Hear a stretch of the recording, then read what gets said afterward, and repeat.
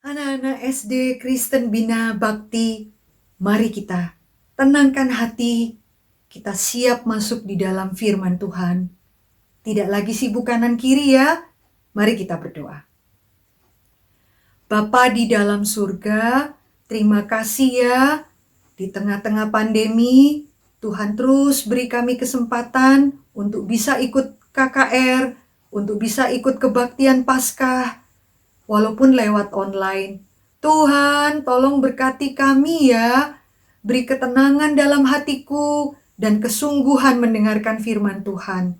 Berkati Ibu Mercy juga ya Tuhan. Dalam nama Tuhan Yesus. Amin. Anak-anak yang dikasih Tuhan, tahukah kalian? Setiap kali kita merayakan Paskah, hari apa itu? Siapa yang tahu? Hari? Ya, kebangkitan Tuhan Yesus, benar.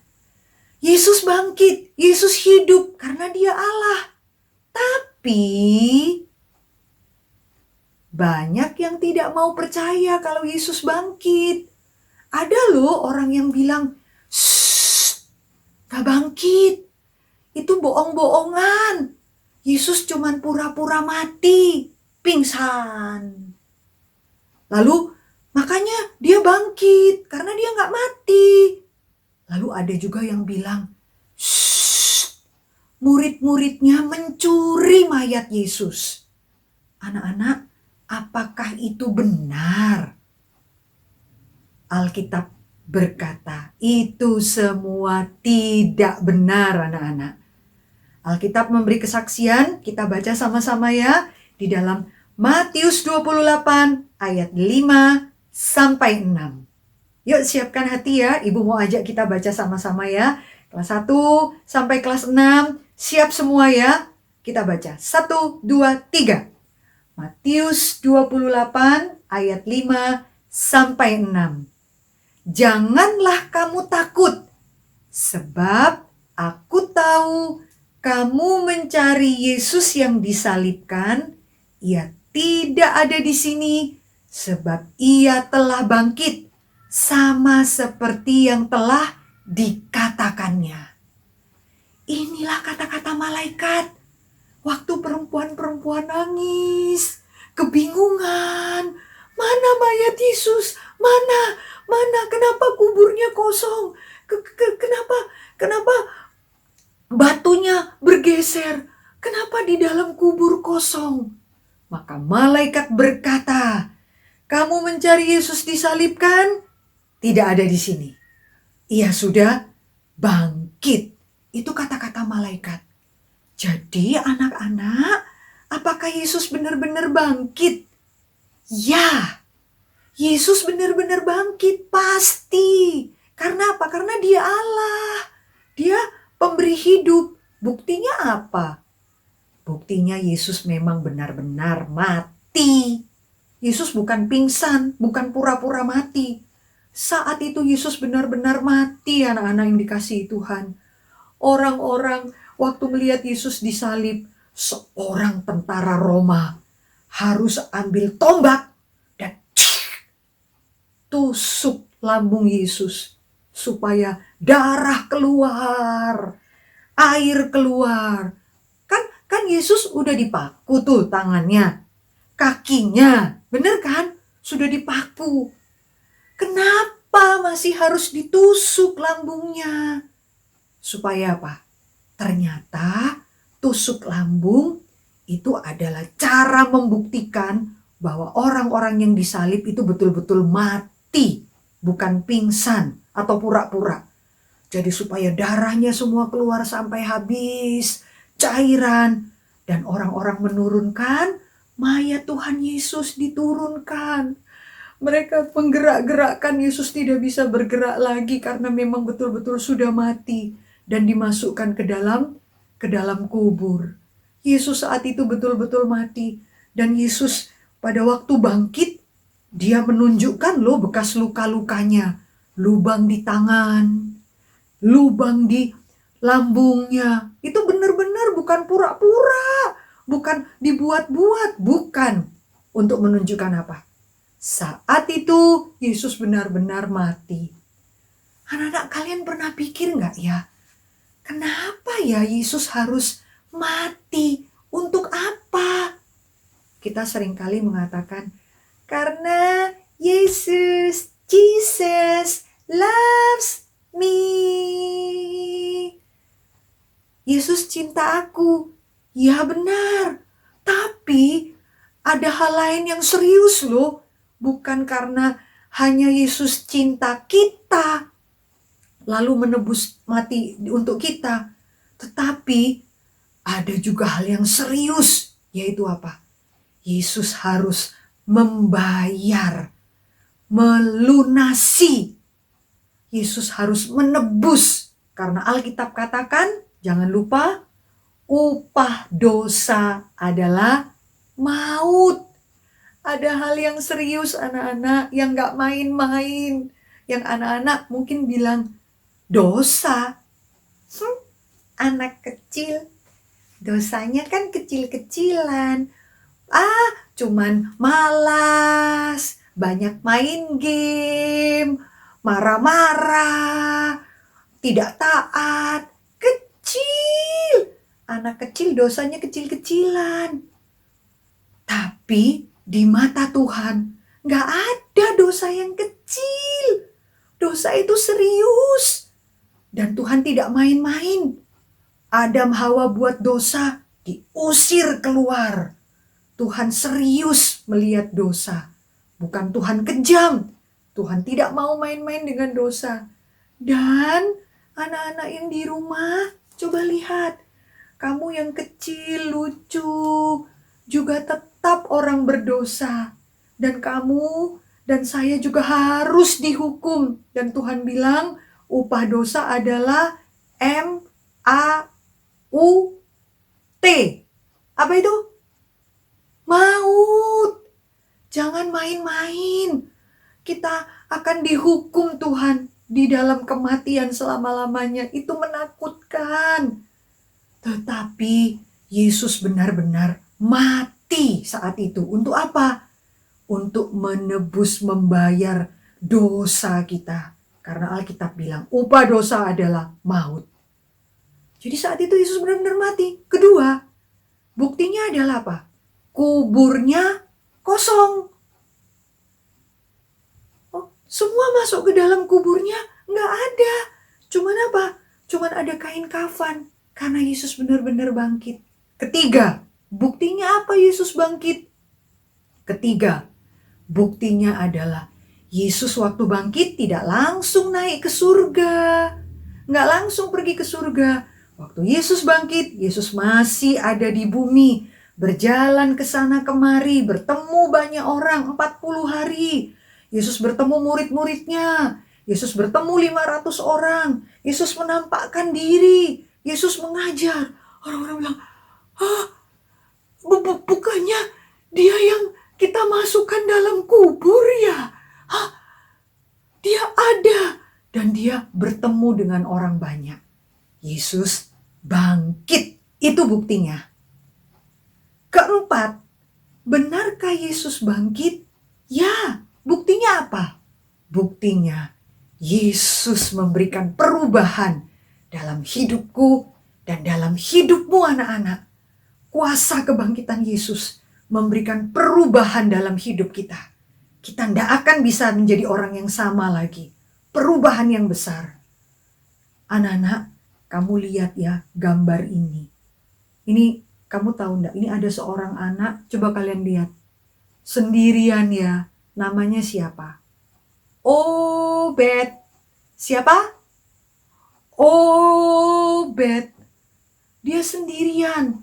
Nggak ada yang mau main sama dia. Karena anak ini nakal. Ya, dia sering kali mengambil mainan temannya. Ini punyaku. Lalu merobek mainan temannya. Lalu membuang. Banyak teman-teman tidak mau main dengan Obed. Tapi suatu hari Obed yang di belakang semak-semak dengarkan teman-temannya lagi cerita. Cerita tentang siapa? Kalian tahu nggak siapa yang diceritakan ini?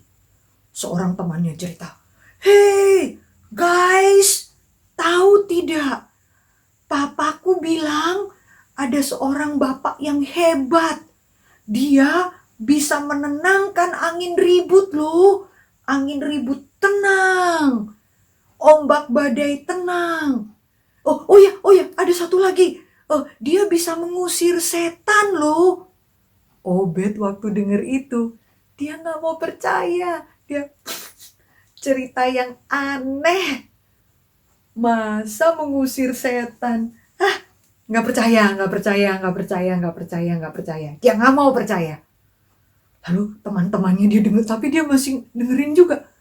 "Hei teman-teman, tahu tidak? Orang hebat itu namanya Yesus. Dia bisa merubah, membelah roti, 5 roti dan 2 ikan. Lalu dimakan orang banyak, 5.000 orang." Hah? Obed bilang, "Hah? Yesus bisa membuat 5 roti 2 ikan dimakan orang banyak? Masa sih?" Nggak percaya, nggak percaya, nggak percaya. Dia nggak mau percaya anak-anak. Tapi dia juga pingin tahu. Satu kali teman-temannya lagi pergi tuh.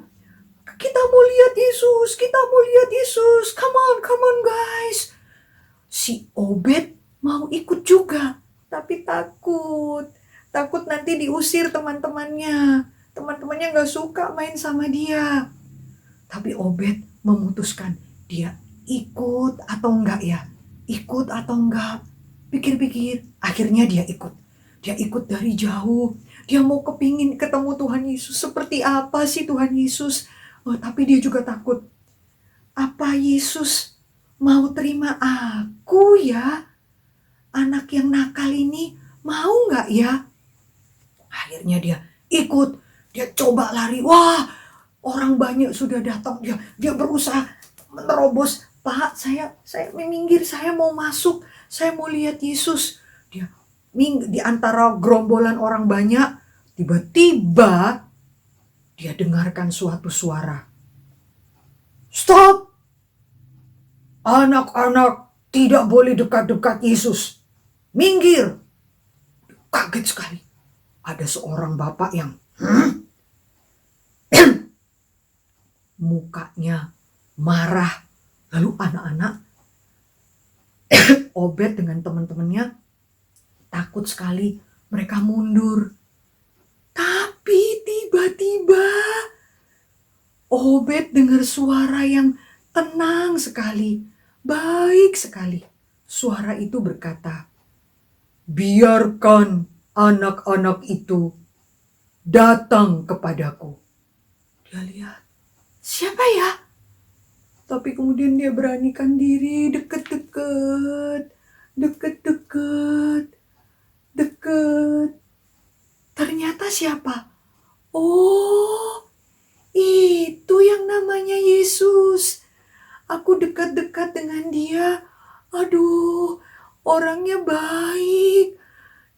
Aku dan teman-temanku, kepala kami dipegang, dielus-elus. Aduh, Tuhan Yesus tidak mengusir aku. Tuhan Yesus masih mau terima aku. Aku lihat bapak yang jahat tadi. Kepalaku dielus-elus. Bapak yang jahat tadi, yang marah-marah, mukanya masih cemberut. Tapi aku lihat Yesus. Yesus begitu penuh kasih. Tapi karena Yesus begitu baik, aku juga mikir, teman-teman, Yesus tahu nggak ya kalau aku anak yang nakal? Yesus tahu nggak ya kalau aku orang berdosa? Aku pikir dia pasti tahu, karena dia bukan manusia biasa. Aku dengarkan. Hari itu aku senang sekali karena aku bertemu Yesus. Aku pulang ke rumah, aku cerita kepada teman-temanku. Hari itu aku bertemu Yesus. Tetapi, aduh, Aku masih sering tidak taat. Aku masih sering malas. Aku masih sering bertengkar dengan adikku, si Sarah. Aku masih sering marah-marah ke mama. Susah ya berubah ya. Susah sekali teman-teman. Kalian pernah rasain begitu nggak? Tahu loh tentang Yesus. Tapi kok nggak berubah ya hidupku? Sampai satu kali teman-teman, ketika aku di rumah, aku mendengarkan bunyi kuda. Aku mendengarkan bunyi cambuk. Car! Aku mendengarkan suara orang-orang berteriak-teriak seperti ini. Salibkan dia! Salibkan dia! Salibkan dia! Ternyata apa? Aku dan mamaku, kami cepat-cepat lari keluar lihat dari jendela. Dan ternyata teman-teman, di luar, seperti kebiasaan di tempat aku tinggal, tentara-tentara Romawi suka sekali menyalibkan orang kalau mereka berbuat jahat, penjahat-penjahat. Cuma, tunggu.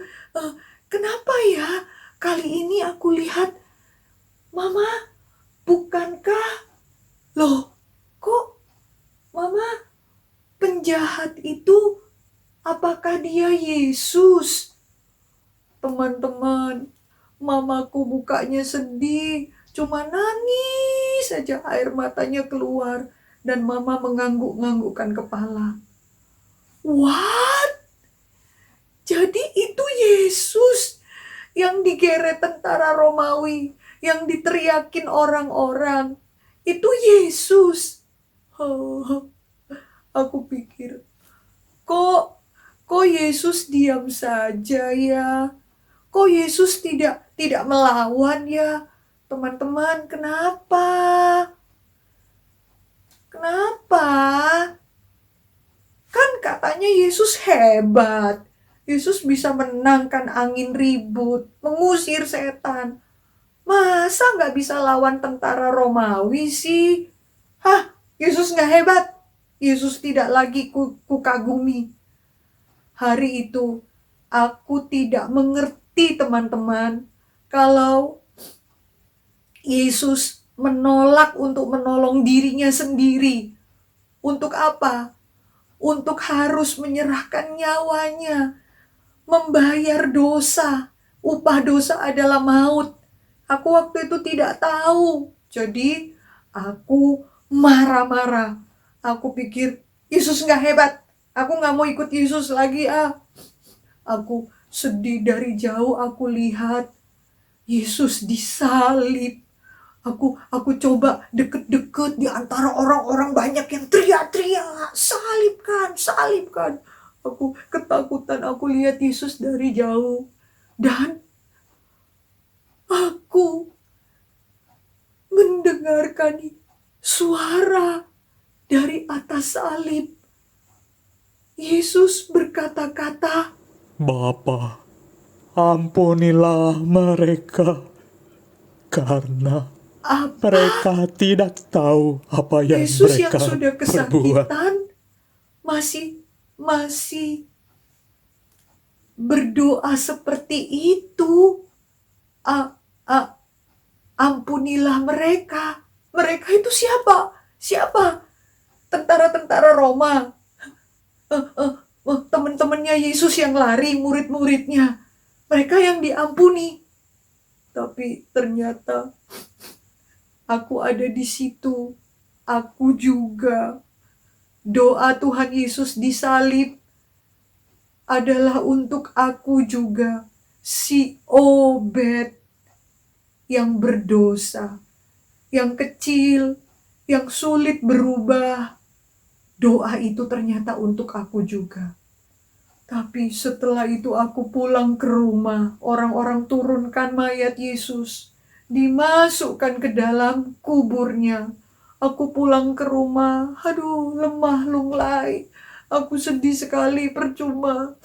Ikut Yesus ternyata mati, percuma. Malam itu aku tidur dengan air mata yang keluar. Aku sedih sekali. Besoknya aku masih sedih sekali. Sedih sekali, banyak orang yang sedih. Ternyata Yesus mati. Hari ketiga masih sedih juga. Mamaku juga masih menangis. Kami tidak tahu kenapa dia mati.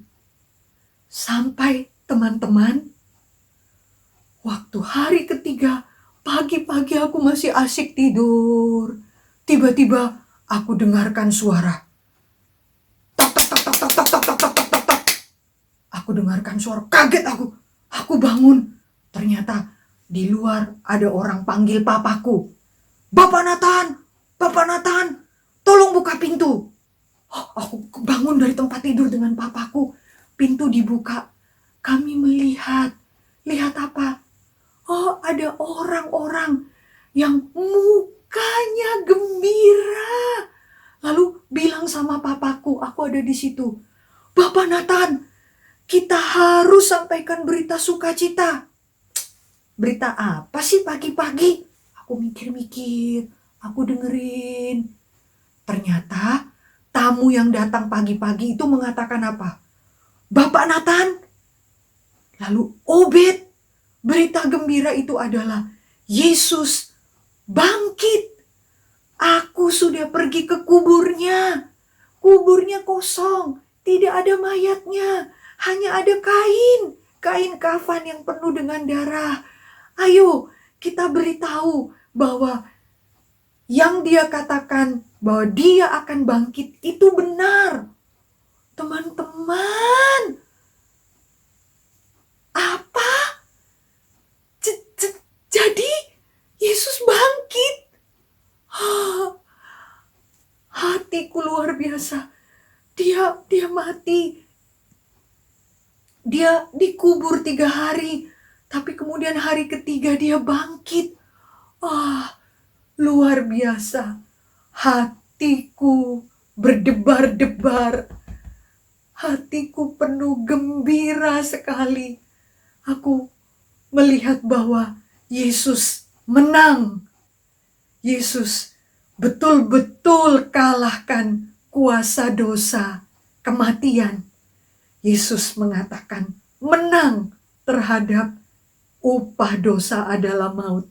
Wah, hari itu aku bilang, Papa, aku pergi dulu ya. Papaku bilang, mau kemana kamu? Obed. Teman-teman, berita kebangkitan Tuhan Yesus mengubahkanku. Aku yang sedih berhari-hari. Aku yang marah-marah, putus asa. Aku yang sulit berubah. Hari itu, aku, Obed, anak kecil, pergi. Aku pergi cari teman-temanku. Untuk apa? Berani ceritakan pada mereka, hei teman-teman, Tuhan Yesus bangkit. Dia benar-benar menggenapi janjinya. Dia benar-benar adalah Allah. Teman-teman, kita harus cerita ini. Wah, aku yang dulunya takut, sedih, putus asa.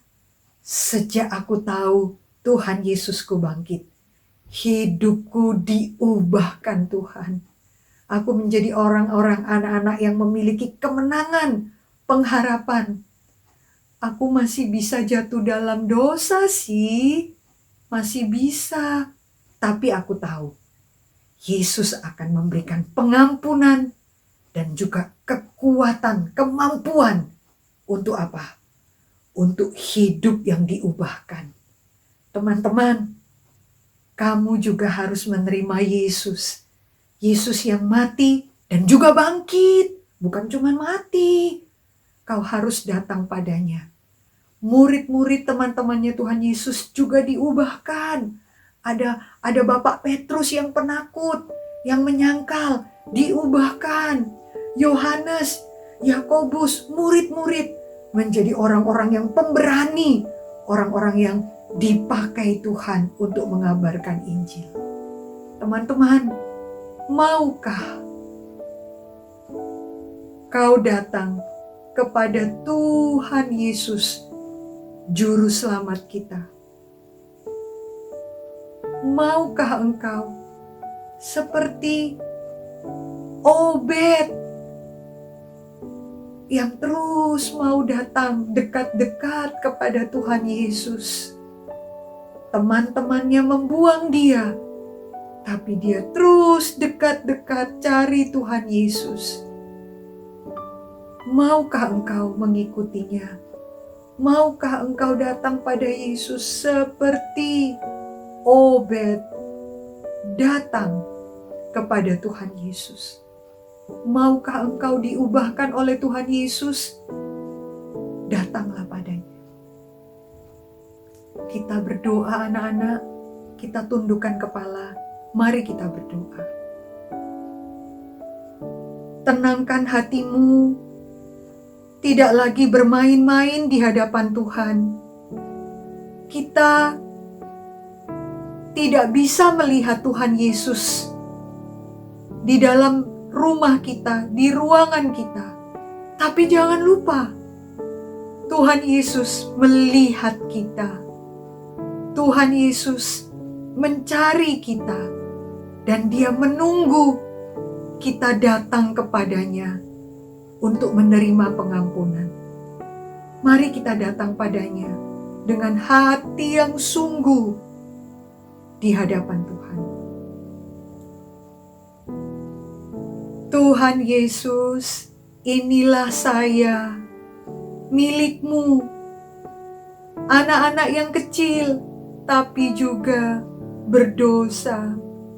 Saya sering tidak taat, sering bikin papa mama sedih, guru-guru marah dan sedih, teman-teman menjadi terluka. Tuhan, ampuni saya ya, terimalah saya ya Tuhan. Saya percaya Engkau pernah berdoa di atas kayu salib mengampuni orang berdosa. Doa itu untuk saya juga ya Tuhan. Ampunilah saya. Berikanlah saya kekuatan untuk berubah. Hidup menyenangkan hati Tuhan. Terima kasih ya Tuhan. Dengarkanlah doa ini. Dalam nama Tuhan Yesus. Amin.